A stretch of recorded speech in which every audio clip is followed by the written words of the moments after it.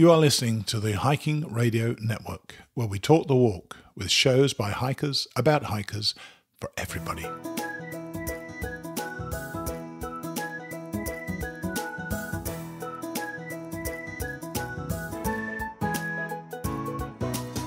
Mighty Blue on the Appalachian Trail, the ultimate midlife crisis. Join Steve and his guests every week as he staggers from Georgia to Maine.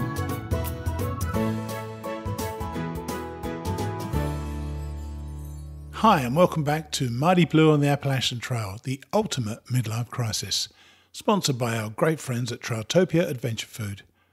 This is a slightly different show today because I don't have a "If I Hit It Again" segment. Instead, I've got a hiking story from a listener. You may recall that a few weeks ago I asked for your stories, either in your own voice or for me to read. To be honest, I was a touch underwhelmed by the amount of stories I received. Yet I did get one, and I'll be reading that one today. Our main guest, however, is Kim Shaffer, or Echo. Kim is a delightful young woman currently on the trail doing a flip-flop, or, as I like to say, an oboe. Yet she has another purpose while she's out there. We're going to find out what that purpose is in a minute. I've also got Chapter 7 of our book, The Year We Seized the Day, by Elizabeth Best and Colin Bowles. I had a few issues putting that together, and at the time of writing this commentary, the whole thing isn't edited yet. I must say, though, that my lovely niece Laura worked really hard to help me catch up with this, and I think we're back on track now. We even have a quick word of warning from Dr. Lynn and an email that she sent me about ticks, those nasty little devils. But before all of that, what about a few words from these guys? Do you remember those times on the trail when you really needed to treat yourself? You know, those days when you fall in the mud or the rain starts running down your neck, the rocks are driving you crazy, or even when you're just fed up. You need a boost. When that happens, stop hiking. Take off your pack and treat yourself to one of Trailtopia's scrumptious desserts. Why not go for Rocky Road pudding, a rich chocolate pudding loaded with mini marshmallows and toasted slivered almonds. By the time you get that into your system, you're going to be warm, toasty and satisfied. Try Trailtopia Adventure Food, the best of home cooking away from home. So now, let me introduce you to a very sweet young woman who is doing the AT this year with one person very much on her mind. Here is Kim Shaffer, or Echo.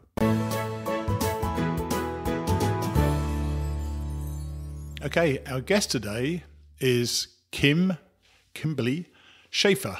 Hi Kim, how are you? I am doing great. How are you? I'm good, thank you. Now, do you get referred to as Kim or Kimberly? I'm Kim. I'm only Kimberly when I'm in trouble with my parents. Nothing wrong with that, of course, yeah.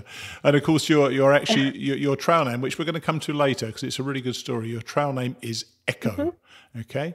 Yes, it is. Yeah. Now, there's a bit of a clue in your name, obviously, and you are related to hiking royalty. Tell me who your great uncle was. My great uncle was Earl Shaffer, also known as the Crazy One, who was the first person to ever thru-hike the AT back in 1948. Okay, so, and there's another clue here, this being the year 2018. So it's the anniversary, the 70th anniversary of his thru-hike, isn't it? Why did you choose to do 2018? Did just the time come right for you, or was it for a particular reason? Honestly, I was pretty much just in school and working jobs that I couldn't really take time off from to do a thru-hike. I've wanted to thru-hike for forever, and this happened to be the year that it worked out. And when I started crunching the numbers, is when I figured out that it was not only the 70th anniversary of his first thru-hike, but also would be his 100th birthday.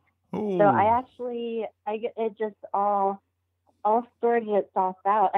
I wasn't planning that this year would be the year because of all these numbers, but it all lined up. All right. So you've obviously learned a lot about him. You know a lot about him. Did he justify the name The Crazy One, do you think? I would say so.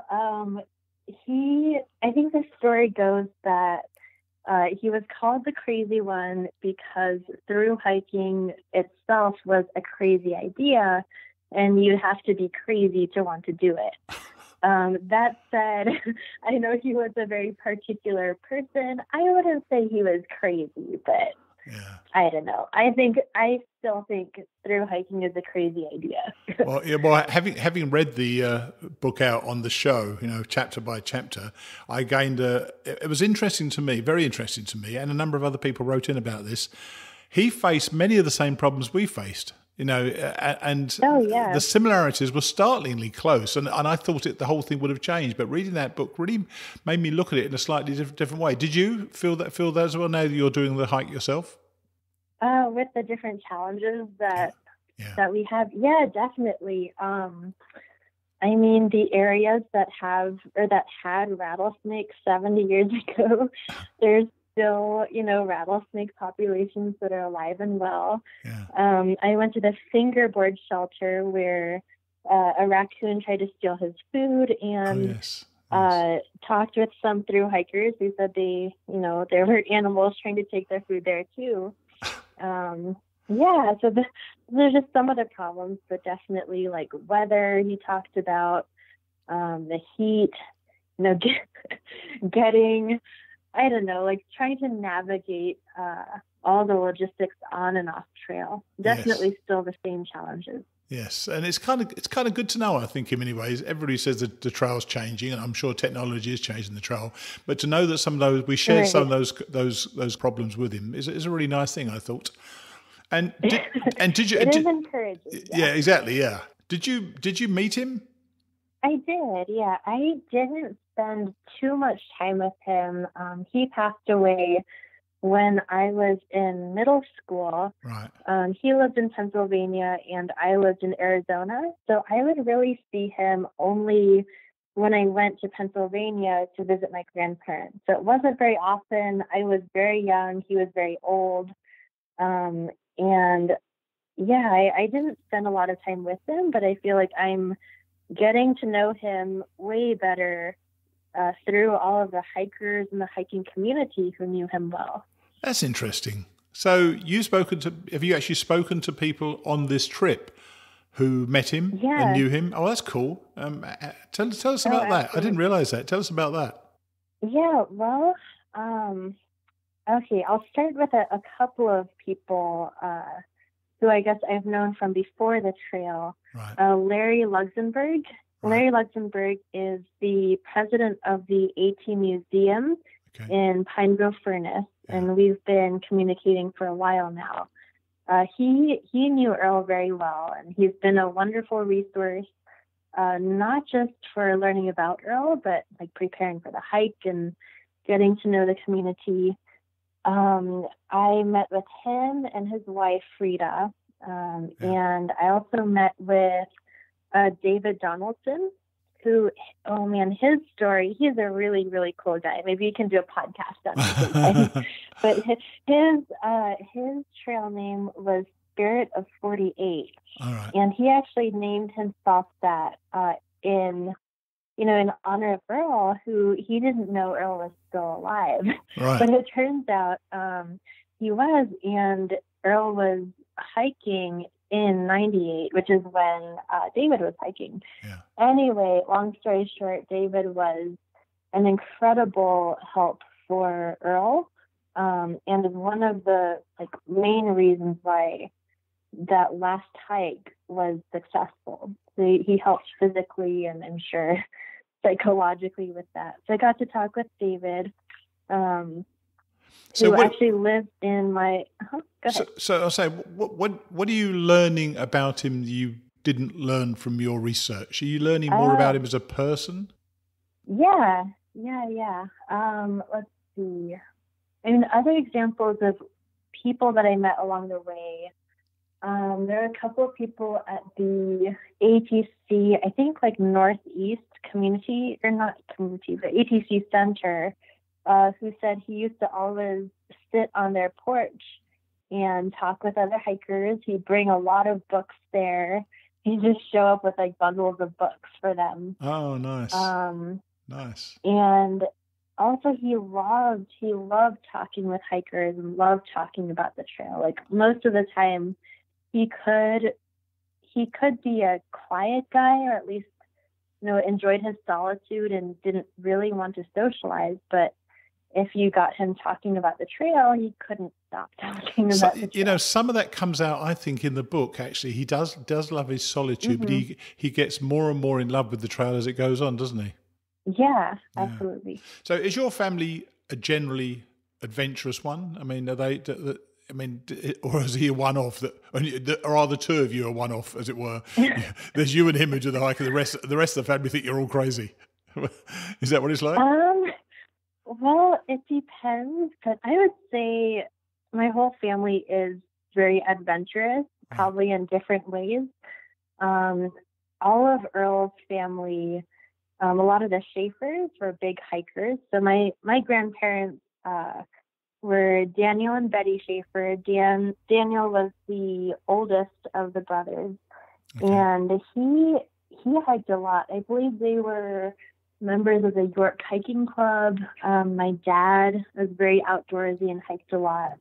My parents would bring me and my sister in those little baby carriers up mountains from the Oh, right. So it's in your blood. We all grew up hiking. It's definitely in your blood. Yeah. That's cool. Yeah.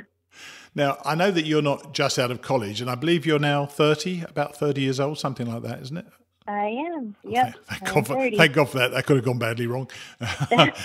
So you're about 30. That's good. And I found that to be quite an unusual age at which to start the hike. A lot of people are either my age, old, or they're just out of retirement, or they're youngsters just out of, or just before, or just even during college.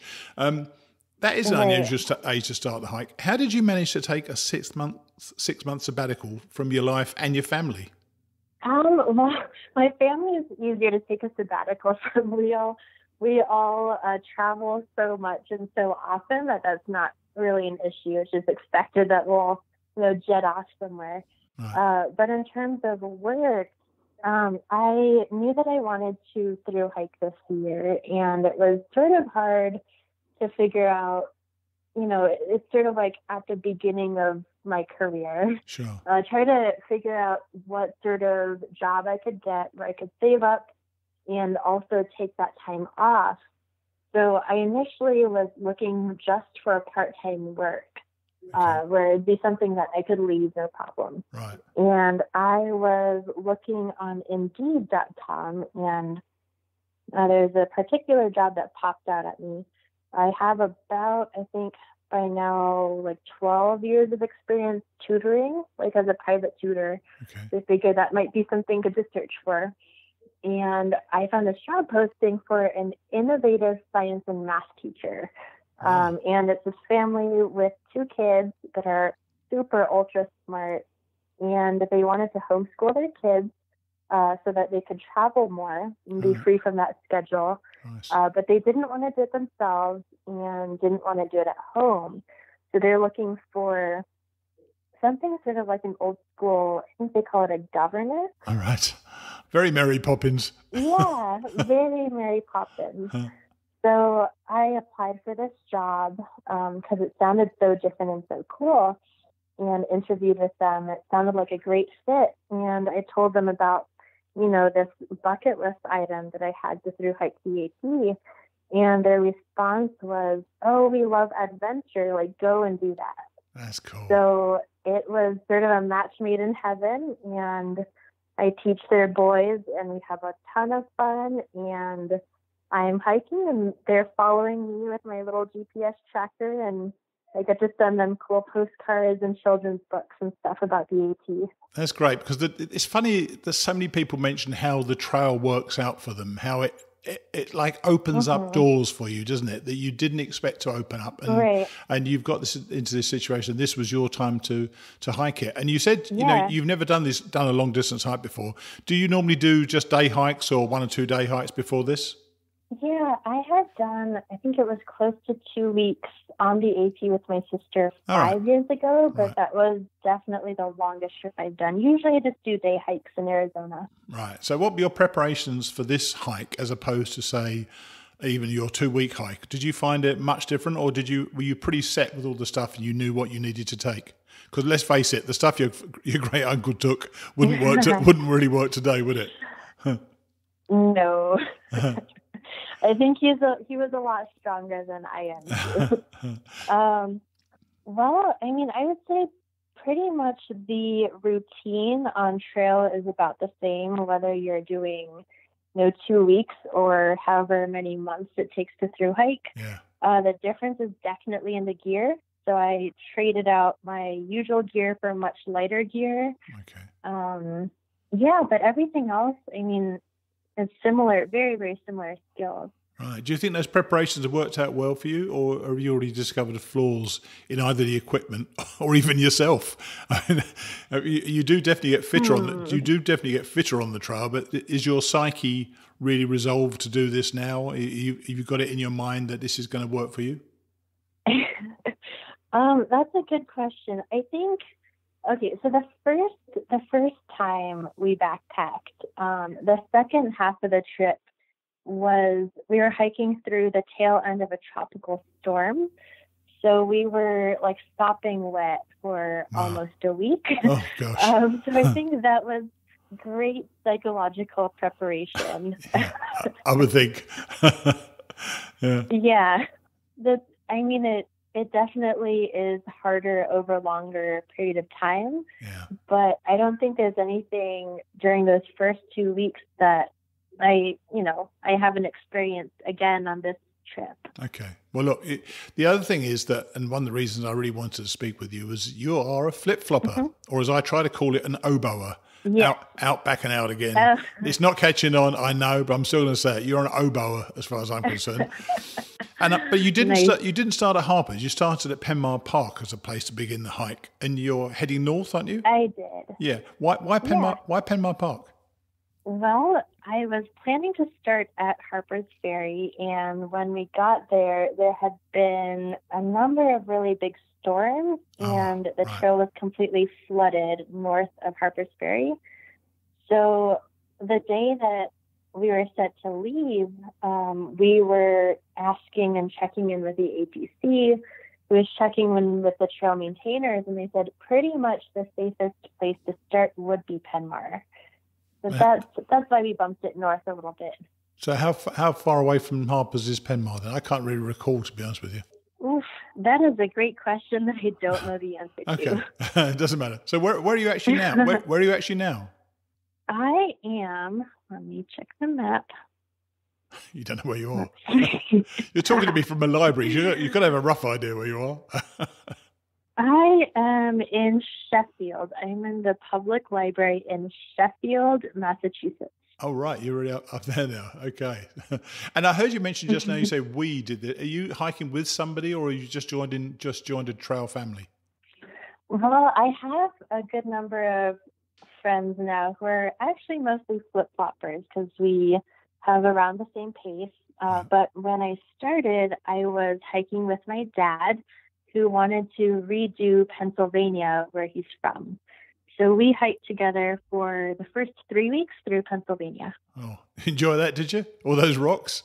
Oh, my goodness. Well, that was all I really knew besides the 2 week stint. So I assumed, I should have known better, but I assumed that all of it would be that difficult and that rocky. I tell you, I didn't really have much to compare it to. In many ways, though, it's a good thing to get it out of the way. Don't you think so? You haven't got to face that anymore. That's kind of nice. So, has the journey been how you expected it to be from your research, or have you been surprised in certain aspects of trail life? I would say the physical part is pretty much as I expected. I tried to study up and read broadly and also listen to your podcast to prepare with, stories from other people who have thru-hiked. The aspect that I've been very pleasantly surprised by is the community out here. So very close-knit hiking community, plus all the trail angels, all the hostels. So I didn't realize that was going to be such a big part of the experience. And doesn't that warm your heart? Don't you think so? Doesn't it? I love it. It gives you some hope for humanity after all, doesn't it? How nice everybody is on the trail. Yeah. I had read about, trail angels and the community, but, living in Arizona, the AT just feels so far away. I'm sure.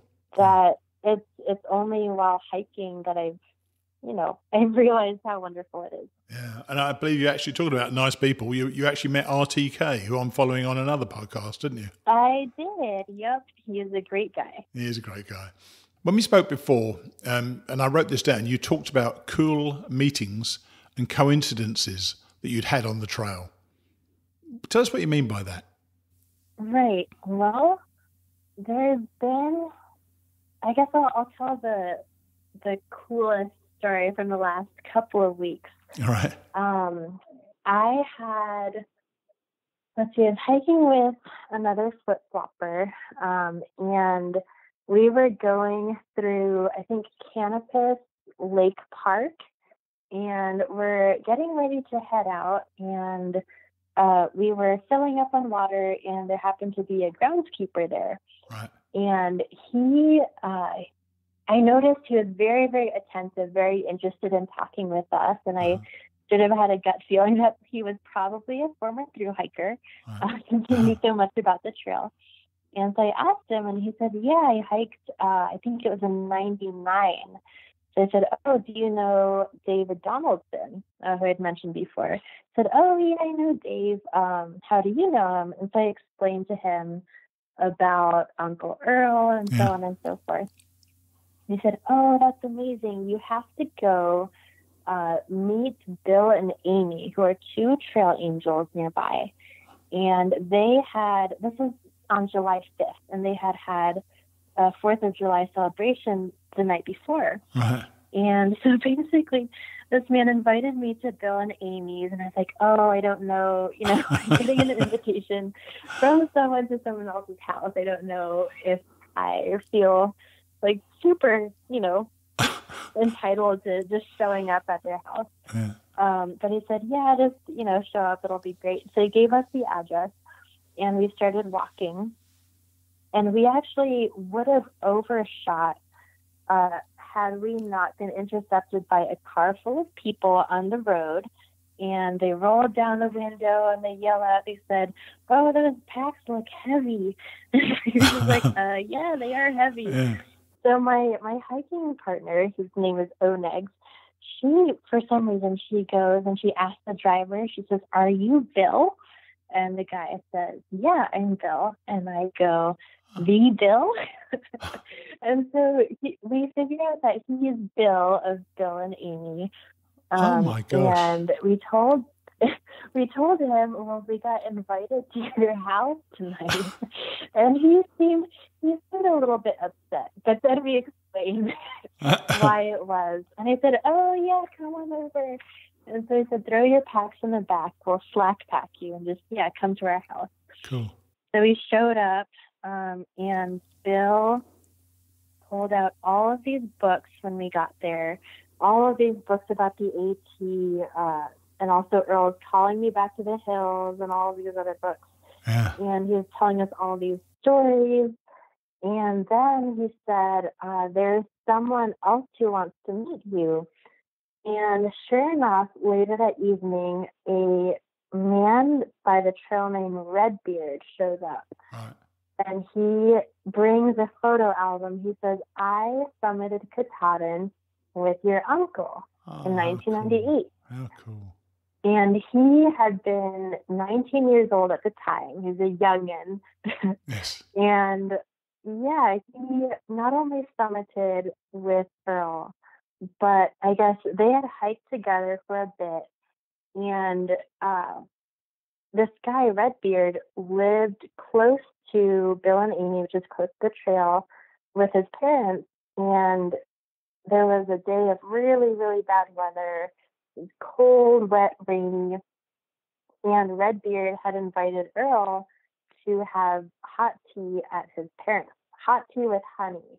And somehow, Earl didn't like to get off the trail, but something about that hot tea and honey that did it for him. Yeah, so he stayed with Redbeard and his parents and camped outside and made friends with the dogs. And then, they were taken back on the trail, which actually was close to Canopus Lake Beach, where I met the groundskeeper. Yeah. So anyway, I guess they both went on their own ways and, met again on Katahdin. And later on, Redbeard met Earl at an ALDA meeting.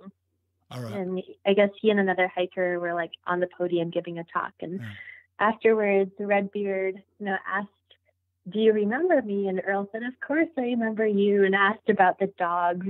Mm-hmm. And I guess to this day, Redbeard's mom has a picture of Earl with the whole family on her fridge and likes to talk about it. Isn't it amazing? Isn't it amazing? The tentacles that reach along the trail and they interweave in and out other people's lives. And for talking of which, you've got quite a spooky story about your trail name, haven't you? Why your Echo? Oh yeah. Tell that. I love that story.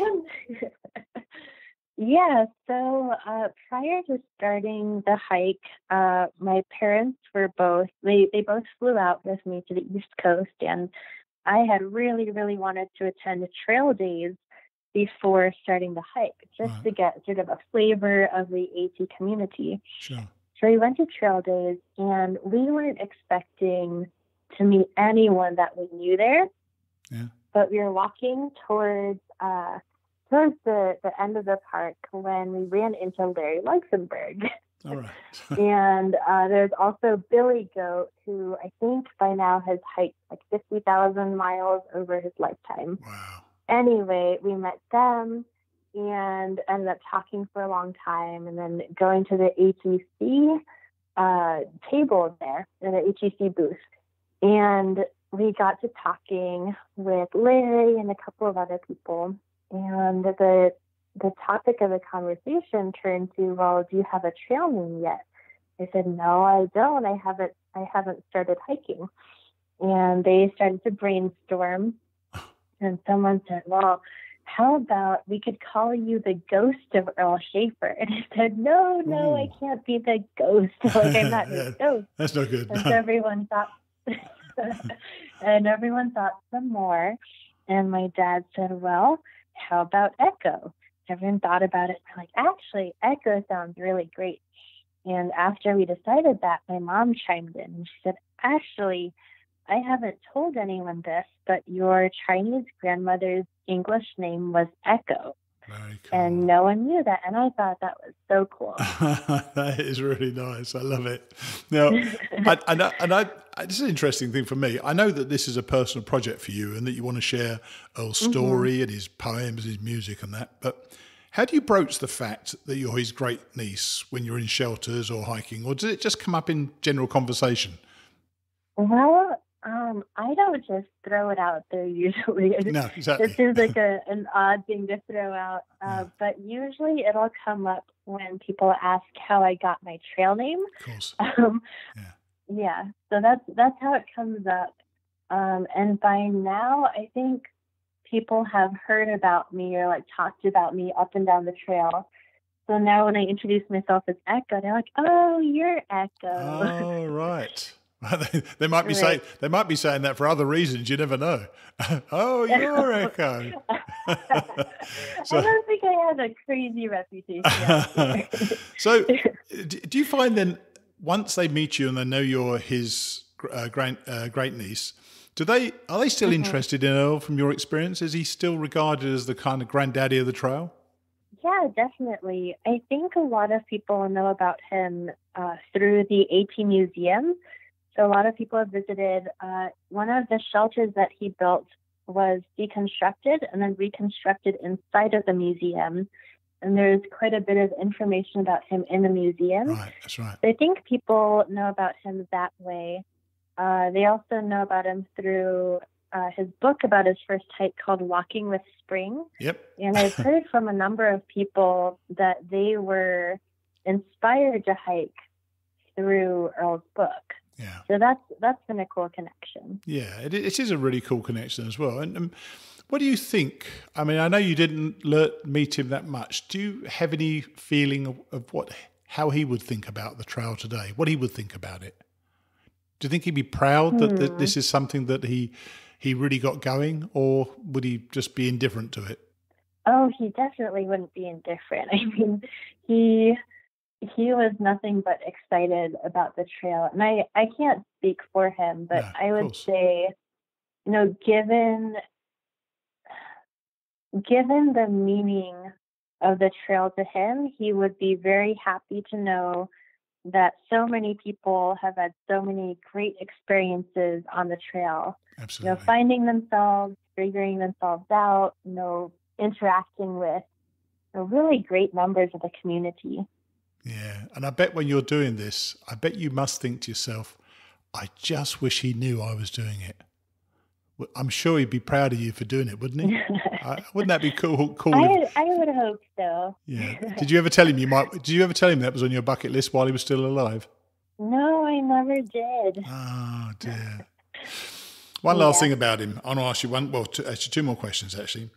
If you could tell Earl one thing that you've learned from the Appalachian Trail, what do you think that would be? I would tell him, and I think he would already know this, that it is all about the people. The trail is beautiful, but it really is all about the community that has formed around the trail. Right. Yeah. I totally agree with that. I think the people you meet are the most important part of the trail for me anyway. And how far do you think you're going to take this project? Because you kind of treat it almost as a project. And will it continue after the AT for you? Are you going to write something about it, or the journey as his great niece, or how will you take the project further? Absolutely. I mean, there's a couple of ideas I have. I would love to write all of this experience up in a book one day. Sure. I know it will be very time consuming because it's a long-term project. Yes. I'd love to do sort of a revisit of the trail, when he first hiked it and 70 years later. I have been, reading his book along the way, like tracking, okay, where did he go? What did he say about each of these places? Yes. And checking it out just, as I can. Time is limited now, but later on, I'd really like to delve into it. That is really I nice. also would love to, there's a couple of different things. Most of his music, actually all of his music, is currently just on CDs, and his books are only in print. Right. But I would love to get them on the internet so they're more available for people to listen to and, to read and possibly listen to audiobooks. And I also would love to someday write one or several children's books about the AT and come up with some good teaching materials about the AT. Very cool. But that is all. That's all saved for post-trail. Well, I tell you what, and I've never told anybody this. When I read books online, I stand in front of my screen. I've got my recorder going, and I can see what's going on with the volume. Mm-hmm. And I normally use a Kindle version of the book to read, so it makes it much easier. Your great uncle's book was not in Kindle, so I had to cut every time. I had to hold a book, which killed my arm, and I had to turn pages. I had to pause every now and then to turn the darn page. Yeah. Oh, and the editing I had to do was a nightmare, I tell you. So the sooner you get it in Kindle, the better, as far as I'm concerned. Oh man, I will work on it as fast as I can. If you have any connections, or if there's anyone out there that rocks at digitizing books and or music, send them my way. Right. I could, I can't do it while I'm on trail, but if someone else is willing to, help out with it, we could do it even quicker. Yeah, very cool. That's an interesting thought. I'll think about that. Yeah. So talk just back to your journey. I'm just going to wrap up now, but you're going north now. You're probably going to summit Katahdin, I guess, in about a month and a half time, something like that, I suspect. I'm hoping so. And when do you expect to finish the whole thing? Because you're then going to head south from Penn Mar, I presume. Oh, yep. I am not super sure yet. I'm just trying to gauge it and see how many miles a day I can do, how fast I can crank it up. Sure, I'm sure. So that is to be determined. Yes, and I just say to you, as I say to everybody, really, you've got to enjoy it. Enjoy it for what it is. It's a fantastic thing to stay in the moment. And I'm so pleased you came on and talked to us. I really appreciate you giving us your time. Of course. Thank you for talking. Okay, and we'll catch up. When you finish, let me know, and we'll catch up then and just review your hike again, all right? That sounds good. Okay, take it easy. Bye. Thank you. You too. Bye. How lovely it must be for Kim to have these kind of tentacles of history reaching out to her. She's learning about her great uncle from people who met him and even those who have been touched by him in some way. She's also learning for herself what it was about the trail that so energised Earl Schaefer all those years ago. I was so engaged by her calm demeanour and love that she is reading Walking with Spring as she goes along, experiencing what her great uncle experienced and imagining him in the same shelters as her. That rich history must really be enhancing her own journey. Recently, I received a letter from a friend of the show. JASH, which stands for Just a Section Hiker, writes to me from time to time and is always kind about the show. He sent me a little story that he and his wife experienced last year when he was on the trail. It's a gentle little tale with a terrific title, and I'm going to read it to you now. Dirty Naked Lady Coffee, or Are the Mexicans In? Trail Day 141 and 142, May the 1st and 2nd, 2017. So do you think I have enough titles for this story? The Appalachian Trail has affected my life in so many ways. On trail days 141 and 142, or May the 1st and 2nd of 2017, I was hiking from Tirardi Lake, New York, south to New York 17A. Most hikers know New York 17A for the famous Hot Dog Man and Bellevale Farms Creamery. Ice cream. I promised my wife a nice stay in picturesque Greenwood Lake, New York, and a short hike from New York 17A south on the AT and down the Village Vista Trail into Greenwood Lake, New York, if she would accompany me.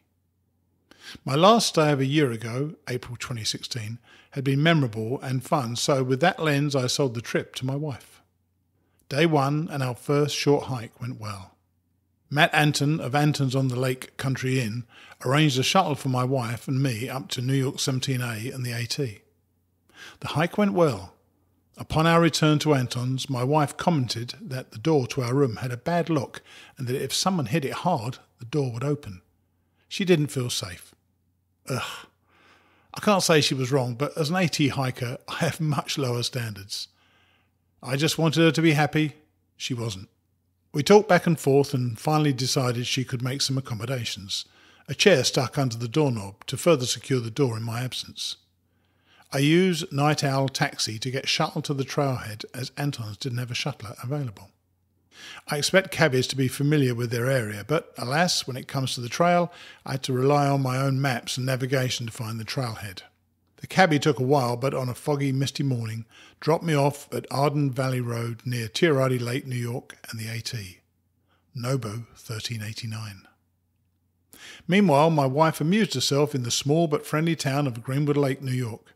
She walked into town and visited the Village Buzz Cafe. As she sat in a strange town without a husband, she quietly listened to the banter in the cafe.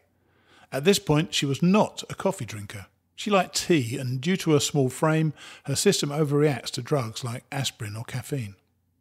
She had a lovely quiet breakfast and listened as the locals inquired as to the Mexicans.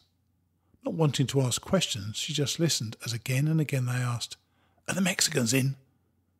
Finally, with a bit of a thud, she saw a few coffee thermoses being plunked down. With a sigh and a smile, the charming hostess Katie announced loudly, "The Mexicans are in!" New Yorkers are known for being rowdy, and when it comes to coffee, coffee drinkers, like many drug addicts, are miserable until they get their morning fix. At first, my wife didn't like coffee, and then as she watched everyone else in the small cafe indulging and slurping loudly, she thought as part of her Appalachian Trail adventure, she would at least give it a try. So she poured a bit of coffee into a cup and then doused the warm, dark liquid with whole milk and sugar. She sat back down and quietly sipped her beverage. Much to her surprise, it tasted really good. Turns out that this particular blend of coffee has a bit of cocoa in it. Yep, coffee, milk, sugar, caffeine and cocoa. My wife was hooked. She spent the rest of the day sipping coffee and reading. The next morning, or as I call it, Trail Day 142, she arrived back at the Village Buzz Cafe. She had spent a sleepless night worrying about a not-so-secure door. As she returned to her comfortable chair and environment, she was at the head of the line and was surprised to hear a voice that sounded remarkably just like hers ask the restaurant owner if the Mexicans were in yet. In a day, she had shifted from being a visitor to being a regular. She mingled with the restaurant staff and other customers, learning about their lives and that one of the staff had extensive hiking experience. The Village Buzz Cafe staff member had worked on and now maintained the connector trail from the AT to Greenwood Lake, New York, called the Village Vista Trail. A few hours into the morning, a hiker named Monkey showed up. He was bruised and bloody and upset that his hiker friends had left him. It seemed that his bestest hiker buddy, Rice, had a trail crush on one New York Charlotte. On the trail, it is called pink blazing, when he hiked his legs off to keep up with this remarkably fit and bodacious young female thing. In keeping up with NYC, or New York Charlotte, he had left Monkey in the dust. Turns out that Monkey had worked in Asheville, North Carolina, at a distillery. He had artistic skills and had fallen madly in love with a young thing at the liquor place, only to be dumped like a bad run of booze at the distillery. I met him contemplating the universe barefoot, sitting on a large rock near Island Pond. He accepted a peanut butter and jelly pita in a Ziploc bag for his dinner. I had 2 of them and could only eat 1. As Rice and New York Charlotte were speaking on the phone with one of their parents and being chewed out for losing a monkey on the trail, the spoken-of monkey hobbled into the cafe. Being younger and more agile than me, he stumbled into the Village Bus Cafe hours before me. He relayed his story of woe and how he had nearly died when dropping over Mount Buchanan. It was at this point, when he started talking about an older hiker, that my wife really tuned in. Monkey said there was some older hiker that was a jerk. My wife winced. But there was this other older guy that was kind and had in fact fed the monkey on the trail. Note from the author. I think I've gotten about as much mileage as I can from this monkey business. Hours later, my wife picked me up on New York 17A. I called in advance while a few miles away and requested the 2-dog special from the hot dog man. I made the mistake a year ago of ordering only 1 dog and discovered that my appetite required at least 2 dogs and that by ordering 2 dogs, he offered a special that included a drink and chips. My wife asked if she should just wait, but I told her I was not far away by the time I called and didn't want to be dogless. Turns out my call was quite timely. When my wife stepped up to order at about 2 o'clock, the famous hot dog man said he was closed. My wife batted her baby doll eyes and said her husband had been hiking all day and wanted the 2-dog special. Recognising a repeat customer and feeling sympathetic towards my beautiful wife, he relented and made his last 3 dogs of the day. When I arrived, we feasted on dogs and ice cream at Bellevale Farms Creamery. After returning home to Charlotte, North Carolina, my wife was now the official coffee maker for our family. She would grind the beans, drop the ground mixture into a French press, pour in very hot water, set the timer for exactly 5 minutes, and then pour the warm, dark liquid into a clear, thick Spanish glass mug. She would mix all this with organic whole milk and eventually stevia as a sweetener. It's only 75 calories for those that may be interested. We did encounter a problem though. Seems Earthfare only carried the Mexican coffee 1 time. The question of where are the Mexicans had lost its ring off the trail. In our real-world PC culture, we were glared at. My wife carefully explained what she was after to a clerk whose eyes rapidly glazed over. As she looked soulfully at me, she said, "They just don't get it." I smiled as I thought of all the times I had returned from the trail and tried to relay my adventures, only to receive a similar disinterested, or more often, disgusted look. Well, we are nothing if not persistent. We kept asking about a coffee that had a hint of cocoa and sweetness to it. Finally, our local organic Earthfare store told us about a new blend they had called Dirty Naked Lady. Being tuned into the AT culture, this sounded appealing. After quite a few batches and my wife's newly developed coffee-making skills courtesy of the AT, we now gleefully tell our friends that our favourite coffee is Dirty Naked Lady. We only use organic milk and it's sweetened by my honey using stevia. It's still only about 75 calories for those that may be interested. Happy trails. JASH, or just a section hiker. Thanks for that, JASH. Where, indeed, are the Mexicans? Another friend of the show, Dr. Lynn Savino, wrote me an email, and I'm just going to read the whole thing to you. It's a warning about the most ferocious creature we're likely to meet in the woods. Good morning, Steve. I'm trying out your HRN website. Wanted to say thank you for the shout out about Doc Spot in the latest Mighty Blue episode. It was fun to hear that bit. As usual, I was cleaning the house when I was listening, and it gave the chore a whole new happiness. And now for the public service announcement. I've seen a much higher amount of illness due to tick bites in my office this summer. Not just Lyme disease, but other diseases as well. Please remind the hiking community to do nightly tick checks or whenever they happen to stop during the day where they can inspect their skin. Please use DEET insect spray, light coloured clothing, tuck pants into socks and tuck shirts into pants. I often see hikers trekking in nothing more than shorts, so it's extremely important to check yourself if you're wearing very little clothing. It's such a beautiful world out there on the AT, and I'm hoping to do my part to help those on their quest to Katahdin reach their goal unscathed. Hike on. So there you have it, from the doc herself. Man, I miss having Lynn on the show. She brought some much needed class to the whole thing. Thanks, Lynn. What with that email and JASH's story, I kind of been hogging the show today, so I'm going to sign off now with Chapter 7 of our book, The Year We Seized the Day. Happily, it isn't just my voice, as Laura put in sterling work to get her parts done this week. I should warn some of you that Colin injects a rather irreverent, though hilarious tone in this chapter, so be warned. It was also another of those chapters that took a long time and a lot of hysterical laughing outtakes on my part. I'll see you next week. Chapter 7, Day 6, Mon Jardin to Torres del Rio. Ellie, under a Spanish sun. We sleep until 7 a.m. and rise to face a gentle 20-kilometre day, compliments of yesterday's efforts. I never thought I'd see the day when 20 clicks seemed like a walk in the park, but although the distance is short, it's by no means easy. An hour out, the sun burns, the sweat seeps through the singlet on my back, and this vast landscape offers no shade. Every day is getting hotter. We walk along a dirt trail, cut through olive and asparagus plantations framed by distant fields of wheat, broad emerald strokes against a beige canvas. It is flat, but the early heat eliminates any potential advantage offered by a generous terrain.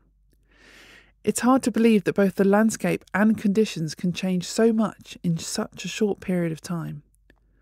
I look around at the view. Compared to yesterday, it feels like I've woken in another country.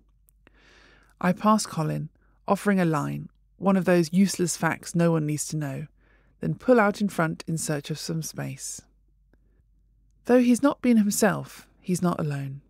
I too woke feeling low, down about nothing in particular, just flat. Mood reflecting the landscape, perhaps. With 3 more hours of heat and haunted by the sound of my feet tying me across the coarse sand, I pull out my MP3 player and for the first time on the trail, settle into some tunes. I've missed music. The first song brings with it a wave of emotion and a flood of memories that threaten to break my stride. Of all the 130 songs set on random, it has to be this, my favourite band. Once my favourite song, our song, about running, searching, building unnecessary walls, setting challenges, in order to prove your worth. Trying to leave behind shadows of the past in the hope of becoming someone better or new. Someone special once said that song was written just for me. He was right then. He's probably right now. It's times like these I wonder whether this relentless quest to challenge myself, to break down walls, to walk across countries, to do and be more than I already am, might be fueled by fear. Fear of not being enough, or perhaps fear of being too much like everybody else. I wonder if by the end of this trip I might feel as comfortable with myself as he did. There's not a day I haven't stopped to wonder why I'm out here. Today, more than before, the question lingers, refusing to fade. Colin, you don't mess around with Jim. All roads do not lead to Rome. In this part of the world, they lead to Santiago. In the Middle Ages, Santiago was a sort of Mecca. Rome was too political and too closely involved with papal corruption and meddling in state politics. Thank God those days are behind us. For a medieval pilgrim, making a pilgrimage to Rome became a dangerous political statement, identifying the supplicant as a papist, a hazardous libel in a world tortured by the power struggles between Rome and the European kings. Jerusalem was dangerous too because of Muslim hatred of unbelievers. It's good to look back and see how far we've come in the last 500 years. Instead, to demonstrate their piety, the medieval Christians chose to visit the grave of St. James and revere his mouldy old bones. It is impossible today to comprehend the value of relics to the medieval mind, what it means to see or touch a fragment of the Holy Cross, for example, or a bone of one of the martyred saints. In doing so, one acquired some of its sanctity. Relics became important accoutrements then to any church with ambition. By the Middle Ages, there were so many prepuces of Christ scattered around Europe that if they had all been genuine, the Blessed Saviour would have been hung like a horse. These relics are believed to be the conduits of divine intercession, the link to an authority greater than man's. Faith in such reliquaries derived from a dread of life and the conviction, encouraged by the Church, that personal and perhaps total destruction was imminent. Hell was merely an extension of contemporary life. Heaven promised a final benevolence against all the odds, like winning the lottery. It was the only spiritual nourishment afforded in a world of torture racks, plague, feudalism and open sewers. Medieval man was indoctrinated with the urgency of obtaining divine favour against damnation, and the surest way of doing this was by obtaining the intercession of the saints. He undertook his journey to view these reliquaries as caveat over the second coming, the day of judgment, and his own eternal damnation as preached relentlessly by the clerics of the time. But relics ain't just relics, and saints ain't just saints. There was an A-list, like in Hollywood. The holier the saint, the more powerful the redemption afforded by their bones. So a martyred saint was more virile than one who had died of natural causes. Not that many do. And the more gruesome the martyrdom, the more powerful the saint's relics. The Primera Liga, therefore, was the dried-up bits of martyred apostles. Which brings us to the curious case of Jimmy the Fish. According to the Gospels, Santiago, St. James, was one of Jesus' 12 disciples, one of the fishermen he called to ministry while they were mending their nets at Lake Gennesaret. After Jesus' death, the disciples spread out, like Mormons without bicycle clips, to disseminate the word. St. James went to Spain. Like David Beckham, he had a great pedigree, but didn't really perform over there. Not such a hot evangelist, in fact. Obviously wasn't paying much attention at the Sermon on the Mount. In fact, he was evangeless. 5 years knocking on doors brought just 9 converts. The rest slipped through the net, as it were. Disillusioned, he returned to Jerusalem, where Herod further disillusioned him by chopping his head off. His body was then taken to Spain by his followers, there were barely enough to carry the coffin and arrange the flowers in the church, in a stone boat. The body was buried on a hillside 80 kilometres from the coast, another obvious move, and forgotten for about 800 years. These are the bare bones of the story. Then, in the 9th century, a hermit called Pelagius had a vision after seeing a shining star over a deserted spot in the hills of northwest Spain. The local bishop was moved to investigate the incident, and a tomb containing 3 bodies was found in the spot indicated by Pelagius. These were immediately identified as those of St. James and 2 of his 9 followers. It would be reasonable to ask how, in the absence of a forensic technician, the bones could have been identified as those of a Hebrew fisherman who died a violent death 1,000 miles away a century before, but that would spoil a good story. News of the discovery was later promulgated by the archbishop of the town that had grown around the tomb. His name was Diego Galmirez, and he was anxious to promote Santiago as a pilgrimage centre for the funds it would inevitably bring to the church coffers, much as a modern shire council cashes in on a good surf beach or a waterfall. When the Muslims seized the Holy Sepulchre in Jerusalem in 1009, Santiago became increasingly popular as there was less chance of being murdered by Muslim fanatics in Spain. The site was visited by none other than King Alfonso II, who consequently and conveniently declared James the patron saint of Spain. He built a church and a monastery at the site. It was known as Campus de la Stella, or Place of the Star. This was a smart tactical move. The Moors, as Al-Qaeda was known then, had invaded Spain back in 711 and overrun most of the country, except for pockets in the mountainous north. The Spaniards, unable to turn to George Bush, did the next best thing and turned to God. In fact, James had showed up just in time. What he lacked in life he made up for in bones. He failed as a human being but succeeded brilliantly as a course. Despite being a headless fisherman with just 9 conversions to his name, he appeared to the Spanish army as a heavenly warrior at the Battle of Clavijo in 844, when Ramiro I of Leon defeated the Moors. Our hero had major spin-off applied. Jimmy the Fish became Santiago Matamoros, the Moor Slayer, a sort of Donald Rumsfeld in Holy Orders. For God and St. James became the battle cry that for centuries gentled the consciences of generations of conquistadors as they burned, raped, trampled and slaughtered their way through millions of indigenous peoples across the Americas. The impact of the discovery of Santiago's tomb is almost impossible to comprehend today by the thousands heading off on a journey toward the setting of the sun and the end of the earth for personal salvation. There was no one official route then. Most people in the Middle Ages just followed the Milky Way south. The most important route, extant from the Middle Ages, is the French way, the Camino Francais, through the Pyrenees. But there was also the Portuguese way, coming from the south, the Greek way, coming from behind, and the English way, getting drunk on the ferry over, complaining about the food, then starting a fight with the locals when you get there. The church cultivated and profited from the pilgrimage trail by offering pilgrims indulgences, absolution from sins committed in this life. So pilgrimage became a form of celestial superannuation. The Inquisition later mushroomed the numbers. The most minor infractions were punished with the burden of pilgrimage. A whole industry grew up around the Camino. There were professional pilgrims who made their living by walking to Santiago and back for those too busy or too uninterested to do it themselves. Hospitals, bridges and hostels sprung up along the route. Whole towns grew up with their own distinctive town planning and architecture. Later merchants came looking for business opportunities.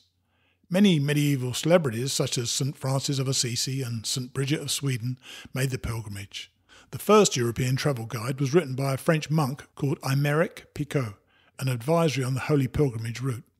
Let's walk Santiago de Compostela on 1 copper coin a day. The tomb's popularity brought money pouring into Santiago, and these funds were used to finance the Reconquista, the reconquest of Spain. After the defeat of the Moors and the Protestant Reformation, the pilgrimage lost some of its cachet. The reputation of the Spanish Inquisition also detracted from its appeal, some of the more squeamish discouraged by the prospect of having a hot iron inserted in their rectums because their distant cousin owned a black cat. By the time of the Renaissance, pilgrimage had become associated with the dodgy element, the sort of people who might, 500 years later, appear on Ricky Lake. But there is also a subtext to this whole story, as there is with so many aspects of the Christian church, for Santiago's hold on the popular imagination was more complex than might initially be thought. For instance, it was extremely fortuitous that the bones of one of Jesus' disciples should have been discovered where they were, for pilgrims from all over Europe had been walking this route for hundreds of years already. The Camino Francais actually followed the ancient Roman road, the Via Traiana, which also tracked the Milky Way. In Roman times, these stars, like a render of dust tossed across the night sky, were believed to point to the edge of the known world. The belief must have persisted, for even in medieval times many pilgrims did not stop at Santiago de Compostela, but walked on through a pagan landscape of woods and water to Cape Finisterre. In Latin, Finisterre means literally the end of the earth. Why did they do this? Having paid obeisance to the church, perhaps it was a spiritual longing of a different nature that led them another 50 miles to the chapel of Nuestra Senora at Finisterre, a peninsula that crooks into the ocean like a finger pointing west. There is a tradition of pilgrimage of much earthier provenance here than the church would ever acknowledge. Could these medieval pilgrims have been searching for a pagan goddess, the spiritual aspiration of the Mediterranean people who lived here long before Jesus was born? It's possible. Historians have long speculated on the origins of many of the floral motifs found in churches along the way and believe they may be a sun icon of Celtic origin. After all, Santiago is not Spain, it is Celt, as we were soon to discover. Ellie, snapshots. Walking puts you into a trance-like state, induced by the monotony of such a natural movement and the deafening silence of a barren land broken only by the rhythm of your feet. Crunch, crunch, crunch. Pain becomes a welcome distraction, as does the sound of a bird, a song that pops into my head and just won't leave, or the sight of an eagle soaring above. There's the occasional random memory as well. flashbacks that spring from nowhere to surprise me. A girl I knew in high school but haven't seen since. A verse of a poem I wrote years ago. A childhood Christmas. The girlfriend I had coffee with 3 weeks earlier. My best friend's wedding. A car accident. Someone I loved and lost. 8 hours is a long time to spend in thought, day after day. It's strange, the things you find when you're tortured by time. Recently, I've thought more about things that happened just days ago. The Spanish term for hard-boiled eggs, Colin's conclusions about his life, his comments about mine, the fact that I still have Ben's pen, the little Spanish lady in the tienda I played charades with for a bag of almonds.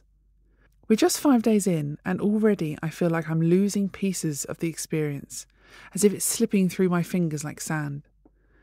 I'm conscious not to take a single thing for granted, yet there's simply too much here to process all at once. The Camino lies directly under the Milky Way. Some say it reflects the energy of the star systems above, that it rises up beneath your feet to change you in some way. Whether you believe that or not, there's something uniquely moving about the Camino. When you walk, the pain, the heat, the thirst, the monotony, and the loneliness take most of your focus, most of the time. But eventually, hours in, your body turns numb, your mind switches off, and your feet continue to march on regardless. Crunch, crunch, crunch. And it's there, somewhere in the emptiness, that the essence of all who've gone before still remains.